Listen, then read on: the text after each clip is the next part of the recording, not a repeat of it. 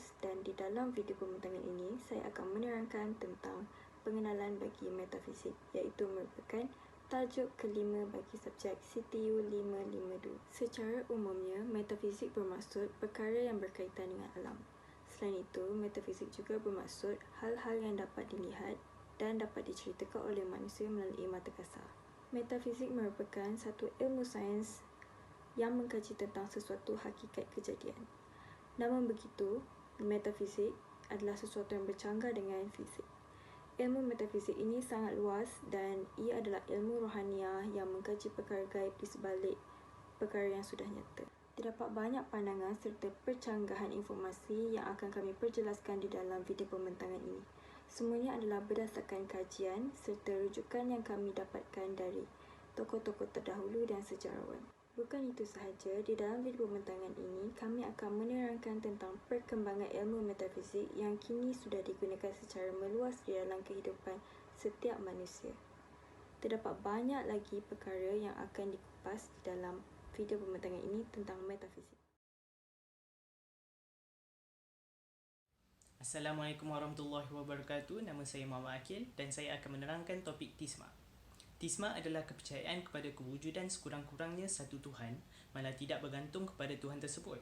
Tisma tidak bergantung kepada beberapa banyak dewa yang dipercayai. Mereka mungkin percaya kepada Tuhan tunggal atau Tuhan-Tuhan yang pelbagai. Mereka mungkin percaya pada Tuhan yang melampaui alam semesta kita atau dewa-dewa mereka tinggal di sekeliling kita. Ia tidak bergantung kepada bagaimana Tuhan ditakrifkan. Ia tidak bergantung kepada bagaimana seorang mukim tiba di kepercayaan mereka. Ia tidak bergantung kepada bagaimana orang percaya mempertahankan kepercayaan mereka. Tisma itu hanya bermaksud kepercayaan kepada Tuhan daripada perkataan Yunani. Seterusnya ialah kepelbagaian Tisma. Tisma telah datang dalam beberapa jenis selama beribu tahun. Monotisma, politisma, pantisma dan beberapa lagi yang banyak. Memahami perbezaan antara jenis tisma yang berbeza adalah perlu untuk memahami sistem keagamaan di mana ia muncul. Selain itu ialah hubungan tisma dan agama. Ramai percaya bahawa agama dan tisma berkesan dengan perkara yang sama sehingga setiap agama adalah tistik dan setiap tisma adalah agama. Tetapi itulah kesilapan yang didasarkan pada beberapa kesalahpahaman umum tentang agama dan tisma. Malah ia bukanlah perkara biasa walaupun di kalangan ateis menegaskan bahawa agama dan tisma adalah setara dengannya. Akhir sekali, Tisma berpendapat bahawa alam adalah suatu ciptaan yang sangat tidak terbatas dalam penciptaannya. Bentuk lain bagi Tisma adalah mereka menegaskan bahawa Tuhan yang mengatur kehidupan alam dan manusia. Tidak dapat dinafikan tetapi ada juga pandangan yang dapat membezakan Tisma dengan yang lain dalam konsep ketuhanan ialah Tisma lebih bersifat umum sedangkan pandangan Pantisma dan Disma sangat jauh dari berbeza kerana ianya memberikan maksud bahawa Tuhan tidak mempunyai peranan dalam masalah alam semesta ini. Seterusnya ialah golongan ateisme. Ateisme ni secara umumnya penolakan terhadap kepercayaan metafizik dan kehidupan rohani. Dari segi istilah, ateisme ni berasal daripada perkataan Yunani iaitu ethos yang bermaksud tiada Tuhan. Kiranya orang ateis ni dia berpegang kepada kepercayaan Tuhan itu ialah kepercayaan yang palsu.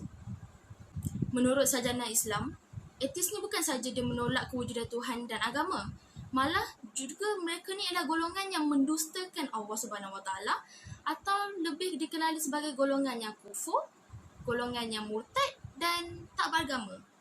Ateisme ni dia dah wujud daripada abad ke-19 dan kemuncak penolakan agama tu berlaku di Perancis dan benda tu merebak ke seluruh negara di seluruh dunia termasuk juga Malaysia.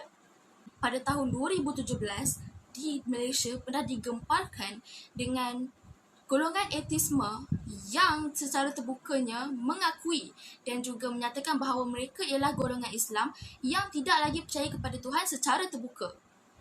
Dan juga mereka telah menubuhkan satu persatuan yang bernama Atheist Republic dan telah membuat perjumpaan di Kuala Lumpur dan siap memuat naik gambar mereka yang menganjurkan aktiviti itu telah berjaya.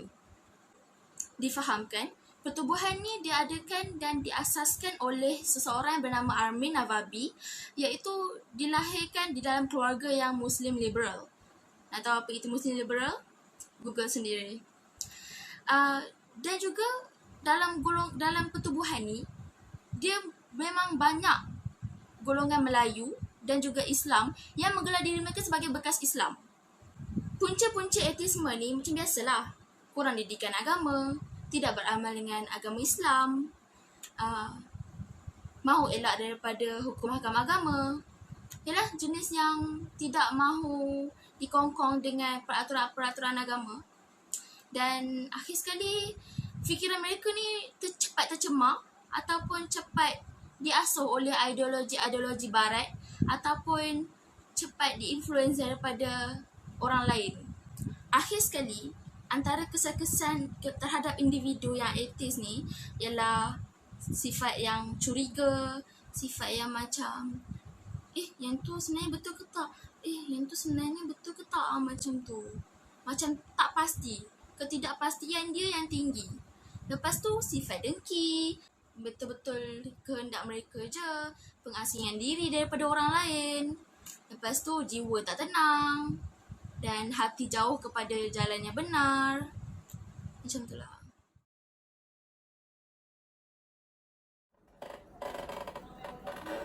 Assalamualaikum dan salam sejahtera. Saya Muhammad Irfan Ashraf daripada kumpulan Metafizik.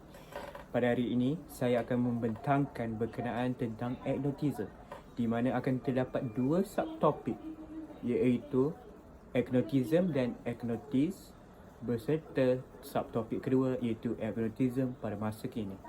Jadi, apa itu agnotism? Secara definisinya, agnotism merupakan keingkaran manusia untuk mempercayai sesuatu sifat atau satu benda tanpa bukti yang kukuh.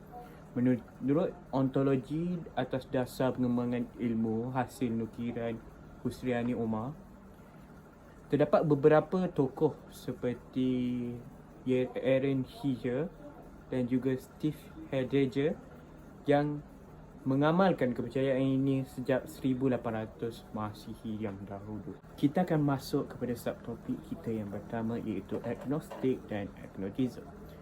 Menurut Stanford Encyclopedia of Philosophy Archive, terdapat satu nama besar yang mula mengenalkan agnostik dan agnotism.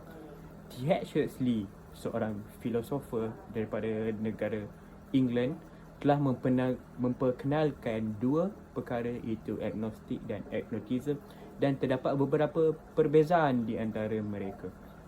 Agnostik disifatkan seorang yang tidak mempercayai tanpa satu bukti yang kukuh dan secara terus tidak mempercayai perkara tersebut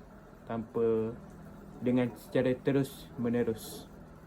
Manakala agnotism tidak boleh disamakan dengan agnostik.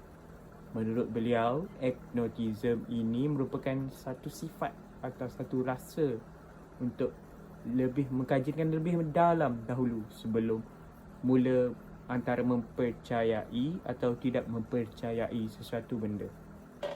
Hal ini iaitu agnostik dan agnotism bagi T.H. Huxley, kita tidak sepatutnya dengan semudah-mudahnya menghukum apakah sifat seorang itu sebelum bukti yang benar-benar kukuh menyatakan bahawa mereka sama ada seorang yang agnotism atau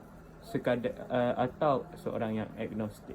Bagi subtopik kedua iaitu agnotism dan masa kini, agnostik ini pada masa kini lebih merujuk kepada mereka yang mengikut saranan yang ditetapkan oleh T.H. Huxley, terutamanya apabila melibatkan kepercayaan terhadap Tuhan. Sifat agnostik ini dapat dilihat apabila seseorang itu tahu dan dapat melihat bukti kewujudan Tuhan namun memilih untuk tidak percaya kepada perkara tersebut. Manakala agnotism pula pada masa kini lebih diperkenalkan atau diterapkan sebagai sifat dan keadaan psikologi bagi seorang yang agnostik. Hal ini dapat membuktikan sama ada seseorang itu adalah ateis atau tidak ateis. Jadi saya rasa itu sahaja dari saya. Assalamualaikum dan salam sejahtera kepada semua. Nama saya Aiman Hamid dari MC247 S1A. Hari ini saya akan terangkan apakah itu mekanisme dalam horizontal. Mekanisme ini merupakan area di mana menerangkan bahawa kejadian yang berlaku secara tersendiri mengikut hukum yang disebabkan beberapa faktor. Fakta-fakta yang akan diterangkan dirujuk daripada beberapa kajian.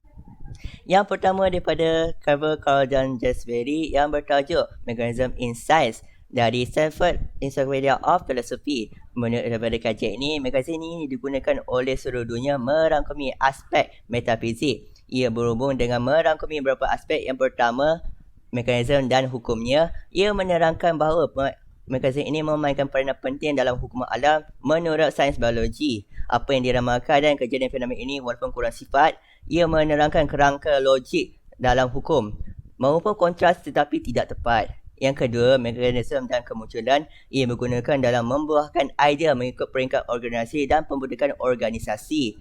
Ia menerangkan bahawa mekanisme ini merangkumi kepelbagaian peringkat organisasi. Yang ketiga, mekanisme dan realisasi. Ia menerangkan konsep mekanisme ini telah wujud lama dengan ontologi realisasi. Menurut pandangan rata dari Gilead 2002, ia menerangkan bahawa realisasi berkait hubung dengan sifat yang berbeza. Manakala daripada sudut dimensional pula, ia menyatakan bahawa hubungan memegang aspek dari seluruh sifat dan organisasi. Yang keempat, mekanisme dan semenjadi. Semenjadi ini dikategorikan oleh sekumpulan sifat yang selalu berlaku bersama dengan penghasilan mekanisme. Yang kelima, mekanisme dan fungsinya. Ia menegaskan bahawa kepentingan mekanisme ini berkait dengan sejarah penolakan teologi. Menurut daripada Wimsatt, Wright dan Neander, fungsi ini adalah kesan daripada item yang bersebahagian daripada penerangan etiologi. Menurut pada Malay dan Pinch ini, suatu item adalah merupakan sumbangan kepada matlamat dalam organisasi. Manakala menurut pada Garson, menyatakan ia tidak berdasarkan item etiologi. Yang kedua daripada kajian Eric Hochstein yang bertajuk How Metaphysical Commitment Shape the Study of Psychological Mechanism dari University of Victoria. Menurut Hochstein, ia menerangkan apa itu mekanisme. Dalam artikel ini, mekanisme berlaku dalam sains. Sains politik adalah salah satu contoh yang berlakunya mekanisme dalam perubahan sosial. Mekanisme ini diterangkan dalam pelbagai. Idea utama adalah sistem dalam sesuatu organisasi yang merupakan diri daripada sel secara casual yang berkait dengan beberapa komponen, aktiviti atau operasi. Dalam memahami mekanisme, ini adalah antara pengantar neuron yang merupakan pemberian signal dalam otak. Dalam hal ini, mekanisme melibatkan neuron yang menghantar neuron transmitter, iaitu melangkahi sinaptik di antara neuron yang berdekatan. Menurut mekanisme metodologi dan metafizik, para saintis memulakan dengan pertukaran metafizikal mengenai fenomena ini dan apa batasannya. Menurut mereka belum mengenal pasti dan memahami psikologi mekanisme yang bertanggungjawab atas emosi seperti marah, sedih dan gembira. Ia merupakan andaian logik dan fenomena metafizikal yang diterangkan dengan baik menurut emosi tersebut. Mereka menganggap kemarahan ini adalah fenomena psikologikal yang berbeza. Oleh itu, mereka menggunakan cara pengembangan neuron bagi melihat bahagian otak mana yang aktif ketika orang itu marah dan apabila subjek itu marah, adakah bahagian otak itu tidak aktif. Ia penting dalam kajian seperti mengikut struktur neurologikal dan psikologikal. Organisasi berkaitan menghasilkan dan mengekalkan fenomena psikologikal yang berlaku. Berlakunya pertukaran semasa revolusi kognitif dari ke tingkah laku, ia menjadi teori dalam fenomena mental yang menunjukkan perubahan dalam pelbagai metafizikal sudah mengubah cara saintis dan psikologikal metafizikal. Dan itu daripada saya. Sekian, terima kasih. Assalamualaikum warahmatullahi wabarakatuh dan selamat sejahtera saya ucapkan kepada Ustazah yang dirahmati dan juga kepada rakan-rakan saya yang dihargai sekalian. Hari ini, saya Muhammad Luqman Daniel bin Haji Zainal Fitri akan membentangkan sesebuah subtopik daripada topik metafizik iaitu kehendak bebas ataupun free will dan determinism. Yang pertama iaitu kehendak bebas. Secara definisi ringkasnya, ianya bermaksud apabila seseorang ataupun sesebuah makhluk itu melakukan sesebuah perkara atas kehendak mereka sendiri tanpa ada pengaruh luar ataupun paksaan daripada pihak-pihak lain. Dan menurut artikel Lesson Network of Localization of Free Will, kehendak bebas ini bertindak apabila seseorang itu melakukan sesebuah perkara itu dan ia dapat merasakan rasa tanggungjawab terhadap perkara yang telah mereka lakukan tersebut. Terdapat dua isu falsafah mengenai kehendak bebas ini, iaitu yang pertama adalah tindakan bebas dan tanggungjawab moral, dan yang kedua adalah ianya berkait antara satu sama lain tetapi ianya tidak digalakkan untuk digabungkan bersama, iaitu tindakan bebas dan tanggungjawab moral. Untuk determinism pula, ianya merupakan salah satu hubungan horizontal ihsan. Secara definisinya, determinism ini merupakan tindakan manusia boleh diterangkan secara sebab musabab ataupun hukum yang telah ditetapkan. Determinism ini terbahagi kepada dua bahagian, iaitu determinism intrinsik dan determinism ekstrinsik. Selain itu, jika diubah dari sudut agama Islam, determinism ini boleh digantikan dengan rukun iman kita yang terakhir, iaitu beriman kepada qada dan qadar. Secara keseluruhannya, konsep qada dan qadar ini adalah apa jua perkara yang berlaku terhadap manusia itu, semuanya berlaku di atas ketentuan Allah Subhanahu Wa Taala. Untuk determinism intrinsik, ianya melibatkan sesebuah elemen di mana seseorang itu melakukan sesebuah perkara tanpa ada rasa paksaan ataupun pengaruh luar, kerana apa benda yang mereka lakukan itu adalah atas dasar kehendak sendiri dan mereka berasa yang ianya memberi manfaat kepada mereka. Sebagai contoh, jika seseorang itu mempunyai minat untuk bersukan, maka mereka akan teruskan bersukan tanpa ada paksaan orang luar dan mereka merasakan bersukan itu memberi manfaat kepada mereka. Selain itu, determinism ekstrinsik ianya melibatkan sesebuah elemen di mana ianya meletakkan alam sekitar dan pengaruh luar dalam mempengaruhi seseorang manusia itu. Manusia itu tidak mampu mengubah ataupun menguasai alam sekitar ataupun pengaruh luar itu. Manusia itu cuma dapat menyesuaikan diri dengan apa yang berlaku di sekeliling mereka. Sebagai contoh, seseorang itu akan memakai pakaian yang tebal dan berbulu jika kawasan tempat tinggal mereka dikelilingi dengan salji ataupun kawasan tundra di mana cuaca itu sangat sejuk, maka mereka perlu menyesuaikan diri mereka dengan cuaca tersebut. Dan itu sahaja daripada saya, Muhammad Luqman Daniel. Terima kasih sebab mendengar. Assalamualaikum warahmatullahi wabarakatuh.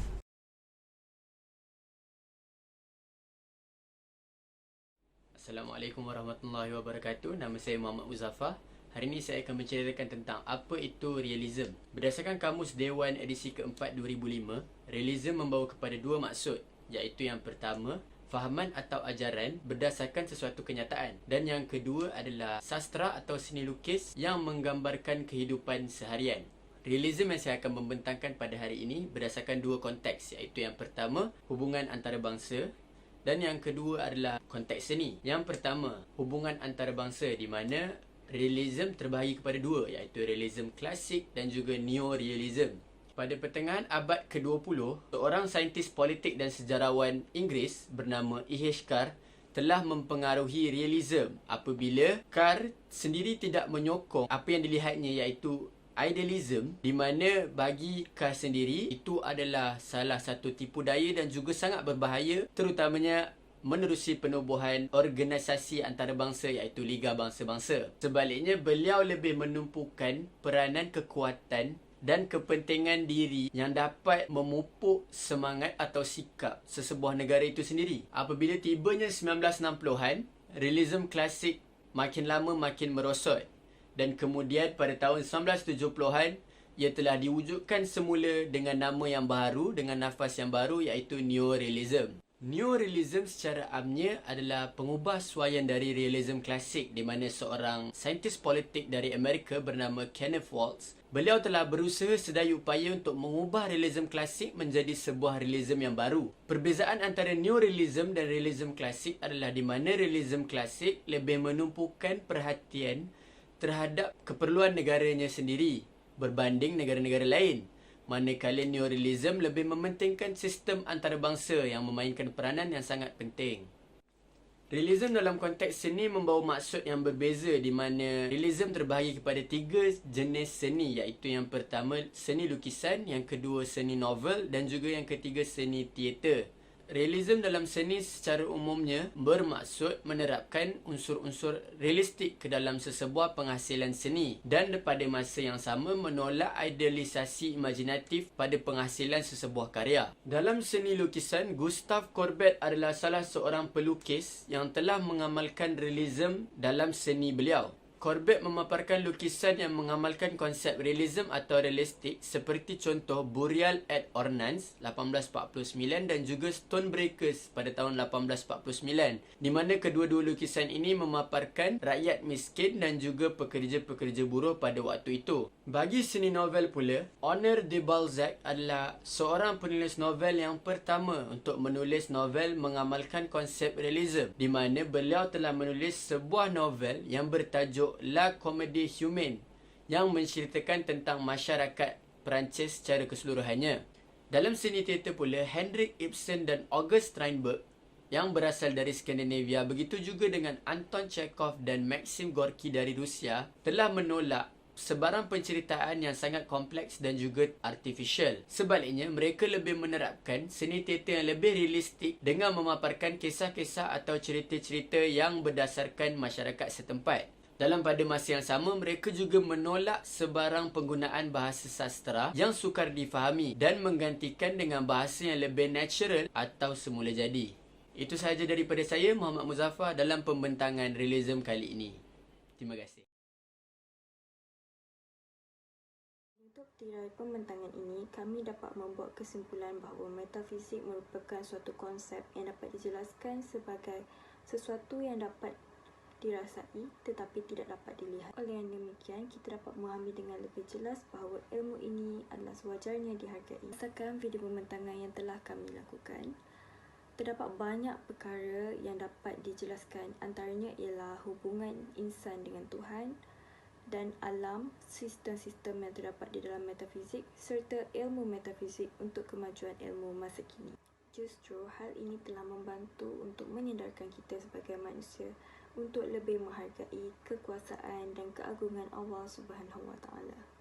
Sebagai umat Islam, kita juga seharusnya percaya akan perkara yang gaib dan kita perlu percaya tentang kewujudannya walaupun kita tidak dapat melihatnya dengan mata kasar. Diharapkan bahawa penjelasan tentang hal ini dapat difahami dengan lebih terperinci bagi mereka yang masih tidak pasti tentang ilmu metafizik.